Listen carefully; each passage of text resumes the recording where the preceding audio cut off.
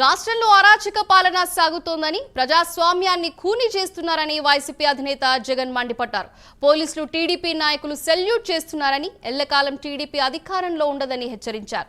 రేపు మళ్లీ తాము అధికారంలోకి వస్తామని, అన్యాయంగా వ్యవహరించిన వారిని వదిలిపెట్టమని వార్నింగ్ ఇచ్చారు. సమస్త ముద్రాలను అమలు ఉన్నా పట్టుకొని శిక్షిస్తామని హెచ్చరిస్తున్నారు.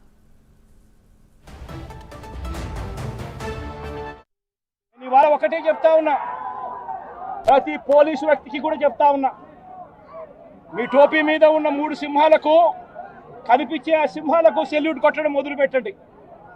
తెలుగుదేశం పార్టీ నాయకులకు సెల్యూట్ కొట్టడం మొదలుపెట్టి, వీళ్ళు చెప్పినట్టుగా చేయడం మొదలుపెట్టి, అన్యాయాలు చేయడం మొదలు పెడితే మాత్రం ఎల్లకాలం తెలుగుదేశం పార్టీ ప్రభుత్వమే ఉండదు అని చెప్పి ఇవాళ ప్రతి అధికారికి కూడా నేను తెలియజేస్తా ఉన్నా.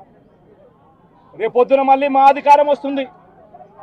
వచ్చినప్పుడు అన్యాయం చేసిన వీళ్ళందరినీ, వీళ్ళ అధికారులందరినీ, అన్యాయం చేసిన ఈ నాయకులందరినీ కూడా బట్టలు తీసి నిలబెడతామని చెప్పి కూడా ఈ సందర్భంగా తెలియజేస్తా ఉన్నాను. ఎవడిని వదిలిపెట్టేది ఉండదు. ఇదే వంశీని అరెస్ట్ చేసేటప్పుడు సిఐ అన్నాడట, నేను 1.5 సంవత్సరంలో రిటైర్ అయిపోతాను అని చెప్పి. రిటైర్ అయిపోయినా కూడా, సప్త సముద్రాల అవతల ఉన్నా కూడా మొత్తం అందరినీ కూడా పిలిపిస్తామని చెప్పి కూడా ఈ సందర్భంగా చెప్తా ఉన్నా. చట్టం ముందు నిలబడేట్టుగా చేస్తాం, బట్టలు ఊడదీస్తాం, న్యాయం జరిగేట్టుగా చేస్తాం అని ప్రతి ఒక్కరికి కూడా తెలియజేస్తాం.